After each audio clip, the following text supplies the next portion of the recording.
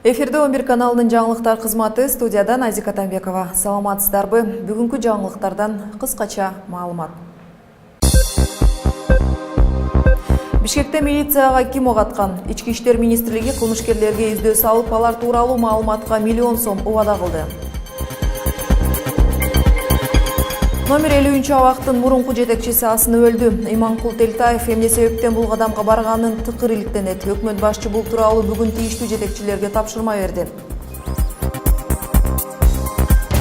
Кыргызстанда дагы жер силкинди. Бүгүн зилзала Очогу Оштогу Кара Согот айылына туура келип, күчү 6,5 балга жетти. Алдыда ушул жергиликтүү жана башка чет элдик жаңылыктардан Ички иштер министрлигинин кенже лейтенанты Актилек Абдуалиевке бир нече жолу ок атып өлтүрүлүп кетишкен кылмышкерлерге издөө салынды. Окуя кече Бишкектеги 8-кичи районунда саат 20:00 орун алып, милициячы ошол эле жерде жан берген.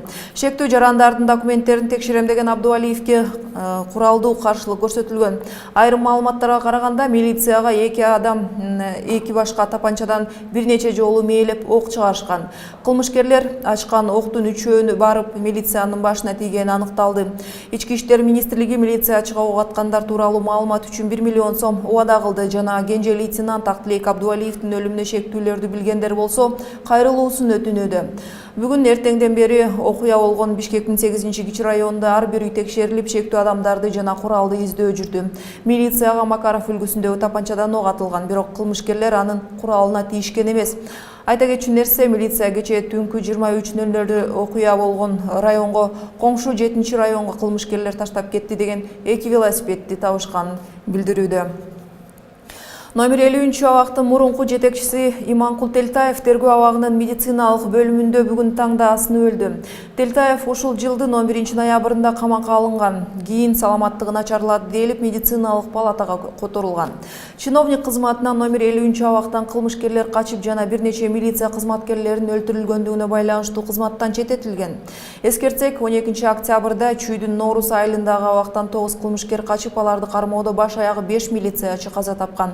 Өкмөт башчы Темир Сариев бүгүн ички иштер министри жана жаза аткаруу мамлекеттик кызматынын жетекчисинин кабыл алды. Жолугушууда Сариев Бишкекте милициячыны атып кеткен адамдарды тез арада табуу тапшырмасын берди. Бул окуя милициянын кадыр баркына турчу иш экени белгиленди. Ошондой эле премьер-министр жарандардын колундагы курал-жарактарды аныктоо үчүн рейд өткөрүүнү буйрду. Сариев жаза аткаруу кызматынын төрагасы Алик Мамыркуловго номер 50 түрмөнүн мурдагы жетекчиси Иманкул Телтаевдин өлүмүнүн себебин иликтөөнү тапшырды. 11 каналында эми эл аралык темада Франция бийлиги буунун коопсуздук кеңешине ислам мамлекетине резолюция долбоорун сунуштады. Бул Аландтын эл аралык коомчулуктун ислам мамлекетине каршы аракеттерин шайкештирүү үчүн жаңы стратегиясы катары бааланууда. Аланд Сирия жана Ирактагы экстремисттерге каршы аскердик операцияларды күчөтүүнү Француз коопсуздук кеңешине тапшырды. Улуттар уюмуна сунушталган резолюция долбоору Москванын 30-сентябрда берген сунушуна окшош экендиги айтылууда. Кытай полициясы Синьцзянь провинциясында сентябрь айында шахтага кол салгандар деп 28 адамды жок кылды. Кытайдын бийликчил маалымат каражаттары өлтүрүлгөн ал адамдар террордук уюм мүчөлөрү экендиги айтылууда. Эскертсек, быйыл сентябрда Соган аттуу шахтага белгисиз адамдар кол салып, кароолчу уктап жаткан жумушчуларды бычактаган. Окуя болгон жерге келген 5 полициячы бардыгы болуп 50 киши каза болгон эле. Бул окуя үчүн жикчилдер айыпталган. Синьцзянь уйгур автономдук районунда көп жылдардан бери тынч эмес болуп келет. Бул жактагы айрым уйгур өкүлдөрү аймакты Кытай бийлиги башкарганга нааразы болуп келет. Орусиянын башкы прокурору Юрий Чайка Мухтар Аблязов Казакстанга берилбесин билдирди. Расмий Москва Аблязов Казакстанга өткөрүлүп берилбейт деп, ал Орусияда сот жообуна тартыларын айтты. Француз бийлиги Аблязовду Орусияга өткөрүп берүү тууралуу сентябрда чечим кылган. БТА банкынын мурунку жетекчиси Аблязовго Казакстан, Орусия жана Украина издөө жарыялаган. Берүүбүздү улантабыз кийинки бөлүгүндө. Кыргыз-казак чек арасында санитардык көзөмөл алынды. Эми кыргызстандык дыйкандар Евразия экономика биримдик аймагына продуктларын эркин ташый алат. Душанбеде митингге чыккан жаш активисттер кармалды. Оппозиция бул бийликтин кезектеги спектакль митинги экенин айтууда. Кыргызстандык иллюзионисттер Францияда жеңишке жетишти. Радислав Сафин жана Ольга Крамер Францияда сыйлуу байге Робер Удендин трофейине ээ болушту.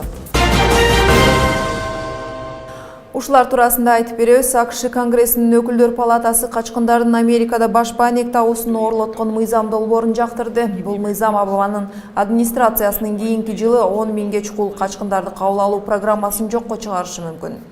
Париждеги теракттардан кийин жазылган мыйзамды 289 сенатор колдоп, 137си каршы болгон. Демократ сенаторлордун 47си да бул мыйзам үчүн добуш берген. Душанбеде АКШ жана Германия элчиликтеринин имараты алдында тургандыгы үчүн 5 жаш активист кармалды. Сино районунун ички иштер бөлүмү активисттерди 1 саат суракка алгандан кийин кайра эле эркиндикке чыгарылган. Алар тажик оппозиция өкүлдөрү Кабири Атовуллаев жана Абдулладжоновду өлкөгө кайтаруу талабы менен элчиликтерге келишкен. Оппозиция бул бийликтин атайы уюштурулган спектакль митинги деген баасын берүүдө. Кыргызстанда дагы жер силкинди. Сейсмология институтунун маалымдашынча 6,5 баллдык жер титирөө бүгүн саат 10:46 өткөндө катталды. Жер силкүүнүн очогу Ош облусундагы Кара Сөгөт айылынын түндүк чыгыш тарапты көздөй 7 чакырым, Ош шаарынан түштүк чыгышты көздөй 30 чакырым аралыкта болду. Андан келтирилген зыян эсептелүүдө. Ал эми 17-18 ноябрларда болгон зилзала айынан Ош облусунда 390 үй жана 33 социалдык объект керектен чыкканы тастыкталды. Өзгөчө кырдаалдар министрлиги жер титирөөдөн жабыркаган Ош облусуна 166 чатыр жөнөтүлгөнүн билдирди. Бүгүн буунун Бишкектеги өкүлчүлүгүндө жер титирөөдөн жабыркагандарга жардам берүү маселеси талкууланат. Ош облусунун Кара Суу районунда 17 ноябрда күчү 6,7 балл болгон жер титирөө болгон. Кыргыз-казак чек арасында бүгүндөн тарта санитардык жана фитосанитардык көзөмөл алынды. Кыргызстанда өндүрүлгөн айыл чарба продукциялары эми Евразия экономика биримдик аймагында эркин ташылат. Буга чейин Темирсалиев Кыргызстан-казак бажы чек арасында шарттар жөнөкөйлөштүрөөрүн билдирген. Кыргызстан Евразия экономикалык биримдигине 2015 жылдын августунда мүчө болгон. Кыргызстан National Geographic Travel сынагында фото тур үчүн мыкты багыттар аттуу номинацияда жеңүүчү деп табылды. Саякаттоолор жөнүндөгү атактуу журналдын сыйлыктарын тапшыруу аземи 19 ноябрда Москва шаарында өттү. National Geographic Travel журналы NetGeo.ru сайтында мыкты туристтик жайларды аныктоо боюнча добуш берүү 2 этапта уюштурулган. Алгач туризм тармагындагы кесипкөйлөрдүн арасында сурамжылоо жүргүзүлүп, алар 18 номинацияда катышуучулардын тизмесин түзүүдө жардам беришкен. Андан соң мыктыларды тандоо укугу окурмандарга берилген. Кыргызстандык иллюзионисттер Радислав Сафин жана Ольга Крамер Францияда сыйлуу байге Робер Удендин трофейине ээ болушту. Алар бул сыйлыкка Silk Road аттуу Quick Change жанрында коюлган этникалык номер үчүн татышты. Саналуу секундаларда бир нече костюмдарды алмаштырууга жетишкен сыйкырдуу номер ийгилиги тууралуу Сафин социалдык түйүндө жазды. Жаны Жен Робер Уден дүйнөдөгү белгилүү фокусниктердин бири, ал магия атасы катары таанымал.